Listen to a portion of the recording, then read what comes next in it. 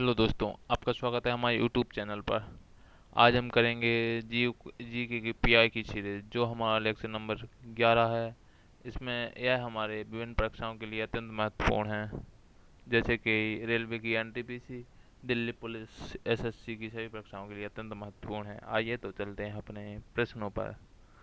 पहला प्रश्न है, माइक्रो फाइनेंस माइक्रो इकोनॉमिक्स निम्नलिखित में से किस अध्ययन से संबंधित है? पहला इसका संसाधनों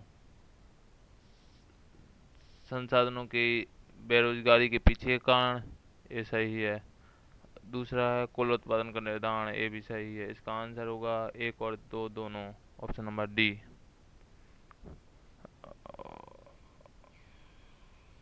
और अगला प्रश्न है, किसी देश में एक विशिष्ट अवधि के दौरान मूल्यह्रास सहित अर्थव्यवस्था में वस्तुओं और सेवाओं के कुल उत्पादन को मापने के लिए निम्नलिखित में से किसका उपयोग किया जाता है?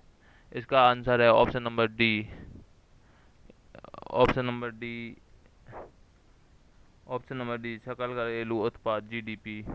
जीडीपी की परिभाषा है किसी भी देश की सीमा के भीतर एक समय अवधि में आमतौर पर एक वर्ष में उत्पादित सभी अंतिम वस्तुओं और सेवाओं का मौद्रिक मूल्य जीडीपी कहलाता है। जीडीपी का फुल फॉर्म है gross domestic product. Product, PRODUC। GNP, सकल राष्ट्रीय उत्पाद। देश के निवासियों द्वारा देश या विदेश में एक वर्ष में किए गए अंतिम रूप से उत्पादित कुल वस्तुएं एवं सेवाओं के मौद्रिक मूल्य को सकल घरेलू उत्पाद कहा जाता है। जीएनपी बराबर होता है जीडीपी प्लस विदेश से शुद्ध प्राप्त शुद्ध कारक आय। अगला प्रश्न है, नारियल की भूसी ऊतक से बनी कौन से ऊतक से बनी होती है? इसका आंसर है ऑप्शन नंबर डी, पेरेनकाइमा ऊतक। पेरेनकाइमा ऊतक जो कठोर ऊतक होता है। ऊतक, स्थायी ऊतक दो प्रकार का होता है, सरल ऊतक, जटिल ऊतक। सरल ऊतक के प्रकार मृदु ऊतक, स्थूल ऊतक और दृढ़ ऊतक। मृदु ऊतक को पेरेनकाइमा कहते हैं, स्थूल ऊतक को कोरेनकाइमा कहते हैं, दृढ़ ऊतक को स्क्लेरेनकाइमा कहते हैं। इसका आंसर होगा ऑप्शन नंबर सी, डी नहीं, सॉरी, स्क्लेरेनकाइमा। कोलेनकाइमा के बारे में देखेंगे। पत्ती के डंठल और द्विबीजपत्री के तने में पाया जाता है। इसमें कोशिका की संरचना देखिए होती है, जीवित कोशिका होती है, लंबी कोशिका होती है, कोनों और अनियमित रूप से मोटा होता है, बहुत कम अंतरकोशीय स्थान होता है। इसका कार्य होता है यांत्रिक ऊतक होता है। यह यांत्रिक शक्ति प्रदान करता है, लचीला बल भी प्रदान करता है, भागों को मोड़ने में सहायता अनुमति देता है। दूसरा है मृदु ऊतक। मृदु ऊतक का कार्य खाद्य भंडारण ऊतक कहते हैं इसे। इसमें क्लोरोफिल होता है, इसलिए इसे क्लोरेनकाइमा कहा जाता है। जब स्थिर रूप से पैक किया जाता है तो अंदर कोशीय स्थान मौजूद होते हैं, जिन्हें एनकाइमा कहा जाता है। एनकाइमा के भागों में उद्दाल प्रदान प्रदान करता है और इन्हें तैरने में मदद करता है। दृढ़ ऊतक है स्क्लेरेनकाइमा, पौधों को कठोरता प्रदान करता है। दूसरा है इसका बाहरी भागों में उपस्थित होता है, जैसे साल, नारियल की भूसी आदि में। जटिल स्थायी ऊतक एक से अधिक प्रकार की कोशिकाओं से बना होता है। कोशिकाएं सामान्य कार्य करने के लिए समन्वय करती हैं। इसका कार्य होता है जल, खनिज और खाद्य सामग्री का परिवहन। यह दो प्रकार का होता है, एक है जाइलम, दूसरा फ्लोएम। जाइलम जल का परिवहन करता है और फ्लोएम खनिज एवं भोजन का भोजन एवं खनिज का परिवहन करता है।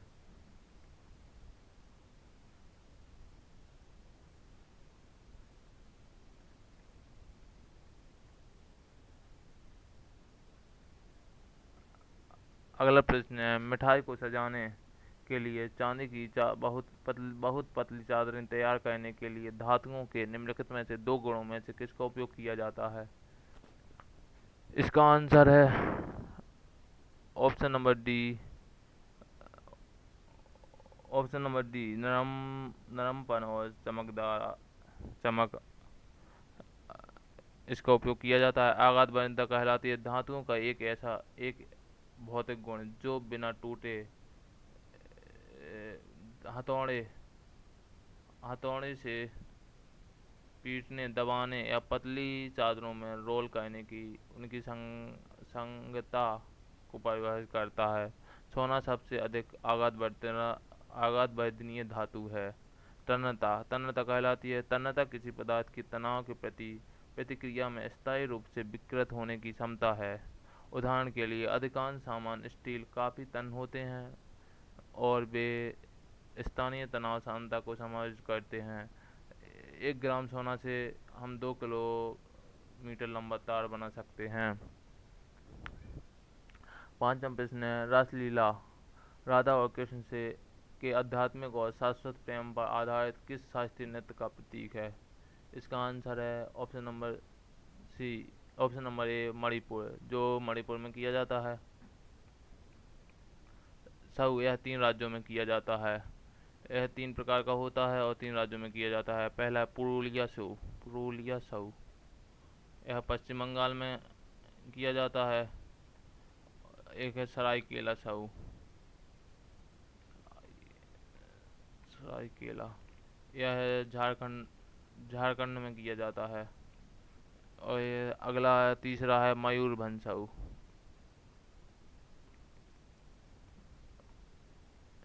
यह उड़ीसा में किया जाता है।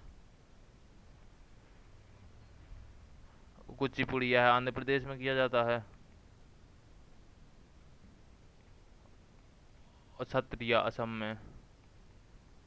इसके जनक शंकरदेव, श्रीमंत शंकरदेव कहते हैं। यह सन 2000 में शास्त्रीय नृत्य बना। मणिपुर के प्रतिपादक है झावेरी बहनें। इसके अंतर्गत चार आती हैं, दर्शना दर्शना सुबर्णा और रंजना, एक और आती है। इसका झावेरी बहनें मणिपुर के अंतर्गत आती हैं। बिम्बावती देवी और निर्मला मेहता, गुरु बिपिन सिंह और चारू माथुर, देवयानी चलिहा, राजकुमार सिंह, अजीत सिंह, अलूना कुंबुइनी, नीलेश्वर मुखर्जी, यह सभी मणिपुर के अंतर्गत आती हैं। और गुरु बिपिन सिंह को हंजाबा की उपाधि मणिपुर के राजा के द्वारा प्रदान हुई थी। 6वां प्रश्न है, लाला लाड़ी डॉट डॉट का एक लोक नृत्य है जिसमें दूल्हा दुल्हन को कंधों पर उठा लिया जाता है और अन्य लोग जोड़े के चारों ओर नृत्य करते हैं। इसका आंसर है ऑप्शन नंबर ए, भील जनजाति के द्वारा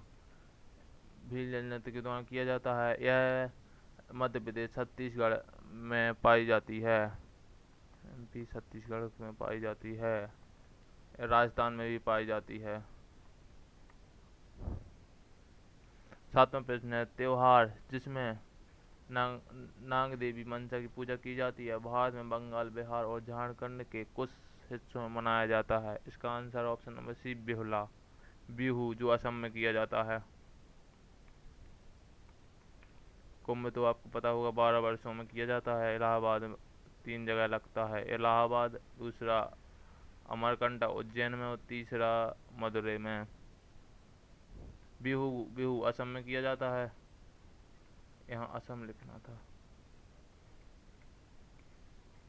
असम के प्रमुख लोक त्योहार हैं बाइखो, देंग पटका, शेंकर, अलियालिंगंग, अम्बुबाची, कामाख्या मंदिर में किया जाता है, मांजुली, बेसांगू। 8वां प्रश्न है, अनीता देसाई द्वारा लिखित निम्नलिखित लिखित अंग्रेजी उपन्यास इन का स्टडी में निम्नलिखित में से किस काल्पनिक शहर का उल्लेख किया गया है? इसका आंसर है option number B, Mirpur. Mirpur का उल्लेख हुआ है। अनीता देसाई की पुस्तक है फास्टिंग फीस्टिंग और the village by the sea. Anita Desai की पुस्तक है। इनकी माता का नाम है किरण देसाई। इनकी पुस्तक है इनहेरिटेंस ऑफ लॉस। जब जनसंख्या घनत्व का विश्लेषण शुद्ध खेती वाले क्षेत्र के माध्यम से गणना करके किया जाता है तो माप को क्या कहा जाता है? इसका आंसर है शारीरिक घनत्व, ऑप्शन नंबर बी। जनसंख्या घनत्व सर्वोत्तम बिहार में है, राज्य में सर्वाधिक बिहार में है 1106, और जबकि यूटी में सबसे अधिक दिल्ली में है। दिल्ली में है 11,320 है। यहाँ पर सबसे कम यूटी में है अंडमान निकोबार द्वीप समूह में।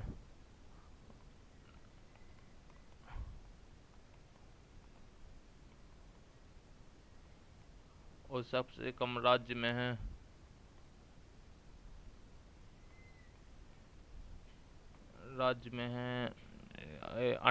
नहीं, अरुणाचल प्रदेश, जहाँ 17 वर्ग किलोमीटर व्यक्ति रहते हैं।